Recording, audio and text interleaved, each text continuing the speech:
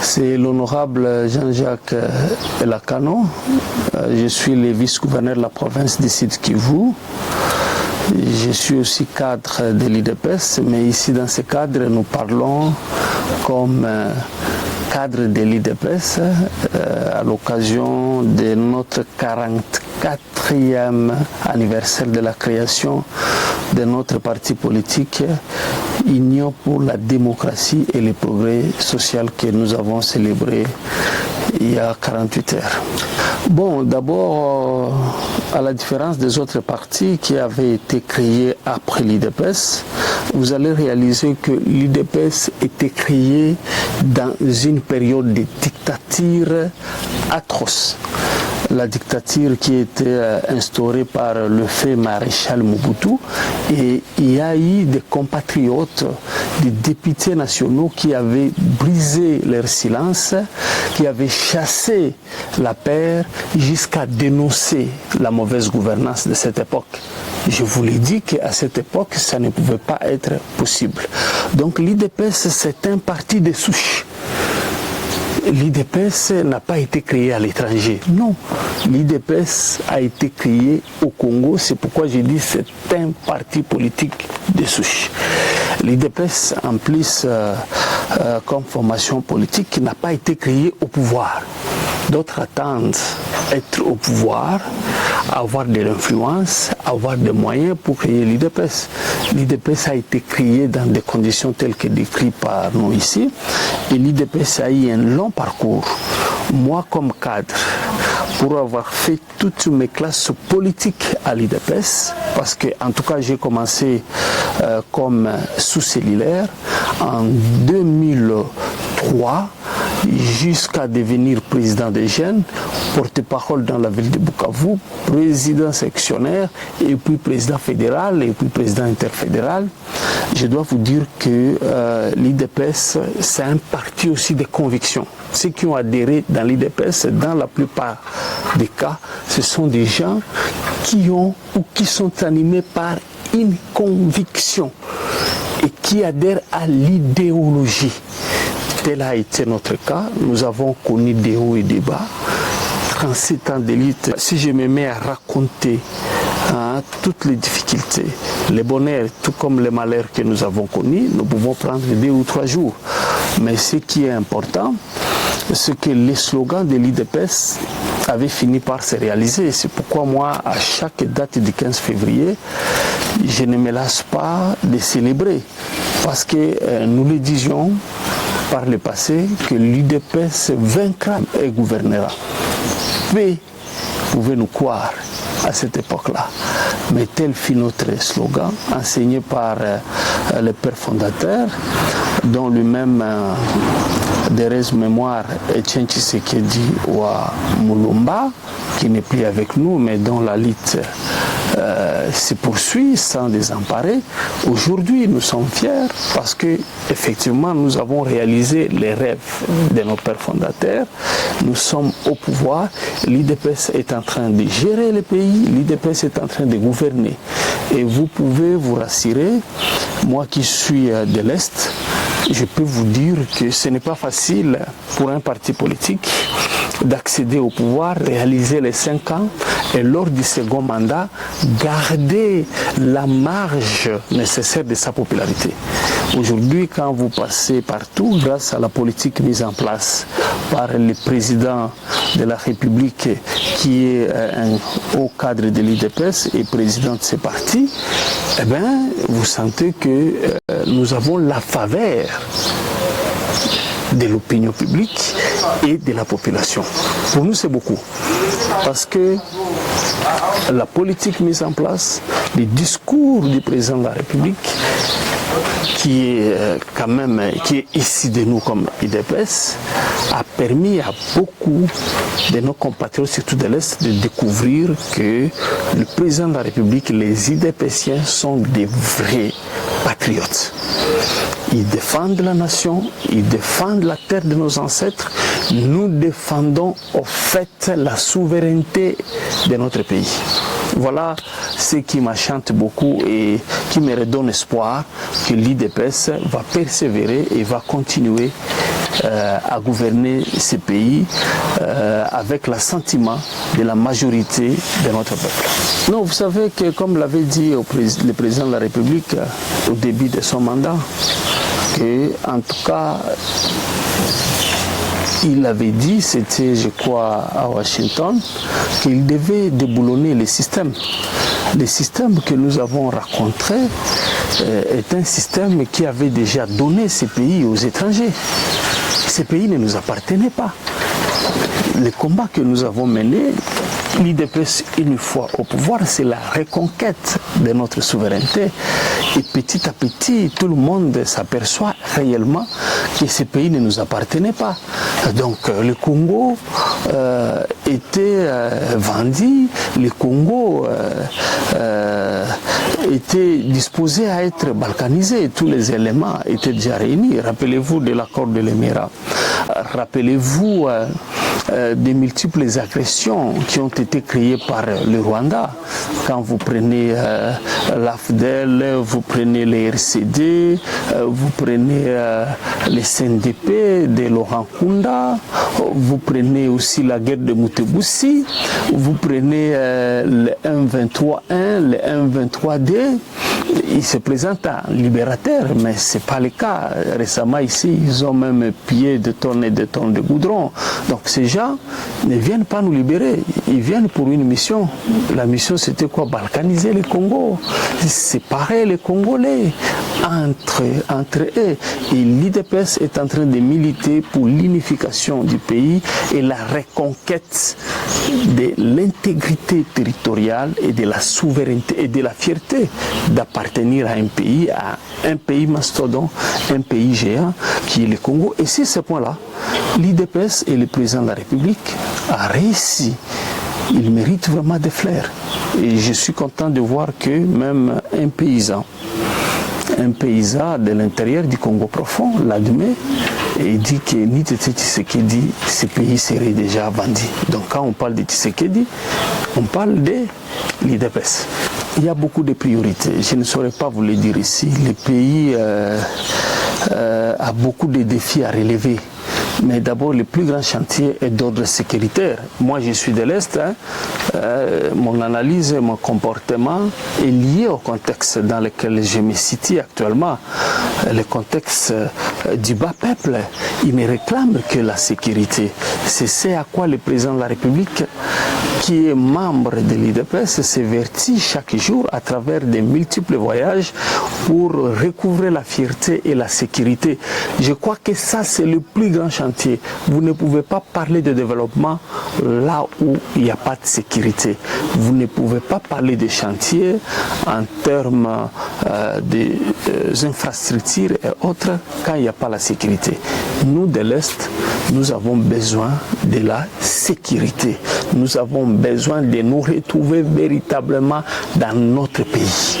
Voilà notre plus grand chantier que nous sommes petit à petit en train de réaliser en mettant hors d'état de nuire les agresseurs, en démontrant au niveau de la communauté internationale que le Rwanda, à travers ses supplétifs du M23, n'a un autre objectif que piller les ressources naturelles et récupérer les terres congolaises. Rappelez-vous des discours du président Paul Kagame, les sanguinaires, que vous connaissez vous-même.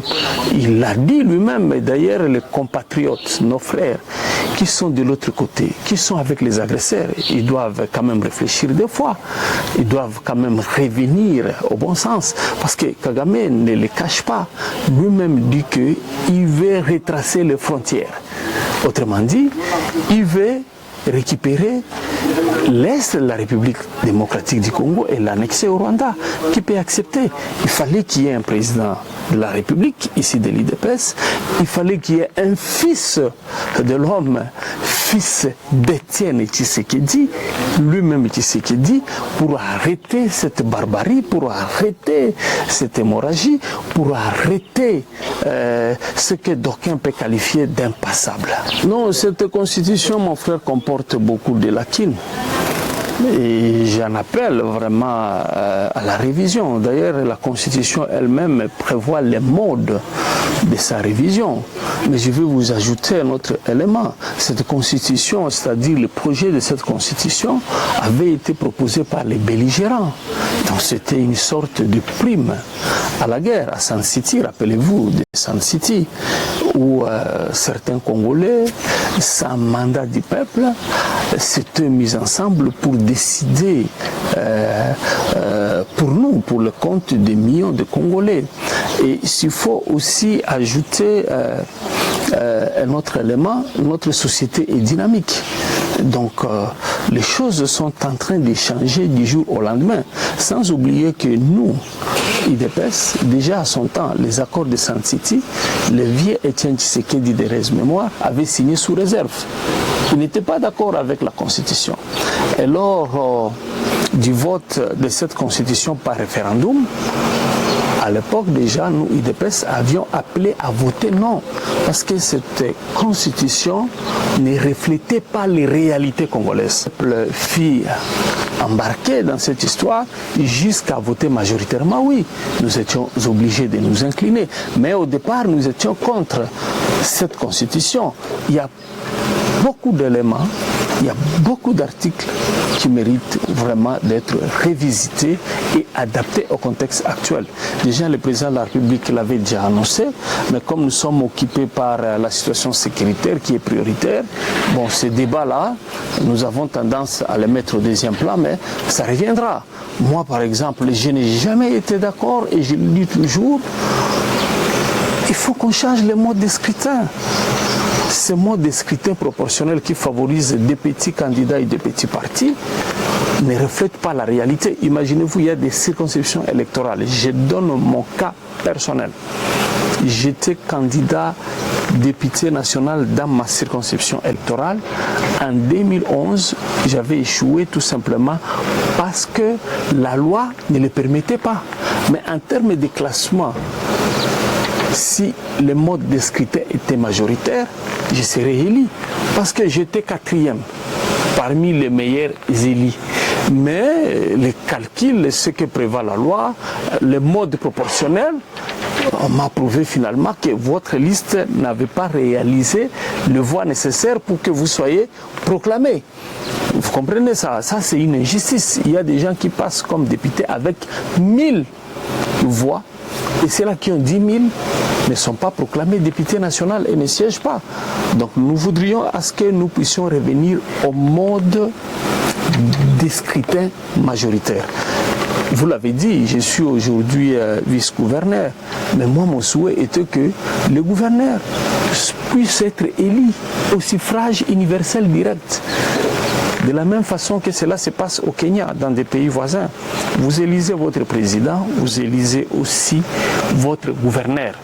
Parce que le fait que nous soyons élus par un petit groupe de députés provinciaux, cette affaire d'élection de gouverneurs devient comme du business, marchandise, où le plus offrant l'emporte carrément. Parce que tout le monde est à la recherche du gain. Mais lorsque vous associez la majorité de notre population, il est difficile de corrompre toute la population. Donc moi je suis partisan de réaliser que le gouverneur que nous sommes, que nous deviendrons demain, que le gouverneur soit élu au suffrage universel direct. Il faut responsabiliser davantage notre peuple, ou à défaut qu'il soit nommé par le président de la République. Donc il n'y a que ça que je peux vous citer, mais il y a beaucoup d'articles qui sont lacunaires et qui méritent vraiment d'être revisités. Et ça, c'est indiscutable. Nous avons pu quand même cheminer avec cette constitution jusqu'à la date d'aujourd'hui. Nous pouvons aussi évaluer qu'est-ce que cette constitution nous a ramené, si ce n'est que des guerres à répétition. Si ce n'est que des guerres, il y a des articles lacunaires qui permettent, qui bradent même notre souveraineté et qui méritent d'être changés. Donc moi je suis partisan de la révision, si pas le changement de la Constitution. Non, mais ça c'est du bluff. Ça, c'est du bluff. Hein? Ce sont des supplétifs du Rwanda. Et leur maître, qui est Paul Kagame, avait clairement affiché ses intentions. Ça n'a rien à voir avec la Constitution. D'ailleurs, lui-même, Kagame, l'a dit que cette guerre a commencé avant que le président Félix Tshisekedi n'accède au pouvoir. Donc dire que c'est ce qui est à la base, c'est faux. J'aimerais simplement vous dire qu'il y a des visées cachées. Et c'est l'IDPS qui est en train de les démontrer. Alors, qu'est-ce qui se passe dans notre pays? Un groupe d'individus, pour avoir géré la République démocratique du Congo pendant longtemps, ils veulent transformer cette République en une sorte de royaume. Ils veulent s'éterniser au pouvoir et ils pensent qu'ils peuvent revenir de la même façon que cela avait été réalisé à l'époque de Mobutu, à l'époque du RCD. Non. Heureusement, nous avons un président de la République qui est soucié du développement, soucié du bien-être des Congolais et qui veut restaurer l'homme congolais et restaurer la souveraineté du Congo. Ça n'a rien à voir avec la Constitution. C'est dire que leur contestation est liée au fait que la Constitution, ça c'est faux. C'est vraiment du bluff. C'est du bluff, ça ne passe pas. Mais ça, c'est une demande. Déjà, nous avons des enfants qui ont déjà réalisé 20 ans, donc ils sont devenus majeurs. La société est dynamique et beaucoup de choses ont changé. En révisitant la Constitution, en tout cas, ça sera à l'avantage de notre peuple. La technologie aujourd'hui a évolué. Il faut insérer des articles qui s'adaptent aux réalités. Ça, du moins de manière générale, c'est indiscutable. Je ne sais pas pourquoi est-ce qu'on peut faire ce débat. Peut-être quant à ce qui concerne les changements, mais le président de la République n'a jamais parlé du changement. Il avait promis de mettre en place une commission pour réfléchir et arrêter des grandes lignes qui seront proposées aux instances compétentes. Donc c'est normal dans une démocratie, dans une société. Nous sommes dans une société évolutive et il faut vous adapter. Voilà, de continuer à croire à l'IDPS et de soutenir surtout le commandant suprême, le président de la République, qui s'est révélé comme un vrai patriote. Aujourd'hui, je vais vous dire qu'il a fallu que le président Tshisekedi soit au pouvoir pour que les Wazalendo puissent être reconnus. Ils vivaient dans la brousse comme des souris devant les chats. Tout le monde l'a vécu. Et vous savez pourquoi? Parce que celui qui était au pouvoir n'était pas le nôtre. Il n'était pas le nôtre. Il avait un agenda caché qui a fini par la suite se révéler. Et celui qui a mis ça à Nice, c'est le président actuel de la République démocratique du Congo. Ces vaillants patriotes, ces volontaires qui ont donné de leur vie pour défendre la nation. Aujourd'hui, je suis fier d'appartenir à l'IDPS comme quelqu'un de l'Est en disant que le président de la République commence même à leur doter de primes. Ils reçoivent quelque chose. Aller dans nos villages, aller dans nos milieux, c'est la fête. 325 $ par Muzalendo. Qui pouvait y croire? Qui pouvait y croire? Il a fallu que le pays, notre pays, soit dirigé par quelqu'un qui est ici de l'IDPS pour qu'ils comprennent la souffrance du bas peuple, de ces gens-là qui ont passé des années et des années. Et donc, c'est une fierté, c'est un élément qui m'a beaucoup touché. C'est un élément qui m'a beaucoup touché et qui me rend fier de dire que en choisissant l'IDPS, j'avais fait un bon choix. J'avais fait un bon choix et je suis fier d'appartenir à ce parti et de continuer la lutte. Donc soutenons le président de la République, soutenons nos frères d'essai qui se battent jour et nuit, soutenons aussi les responsables tels que les gouverneurs de province qui sont les représentants du chef de l'État en province et qui jouent un rôle majeur. pour canaliser et mettre en place la vision du chef de l'État. Soutenons les nôtres et mettons en place une politique de cohésion. Nous ne pouvons pas être divisés et espérer gagner la guerre. Nous devons être unis. Toutes les communautés, toutes les tribus qui composent l'Est, la République démocratique du Congo, doivent s'unir et être ensemble. C'est de cette façon que nous pouvons gagner la guerre. Et c'est le souhait du président de la République. Et voilà le message que je peux faire pour les Congolaises et les Congolais qui vont me suivre à travers cette émission.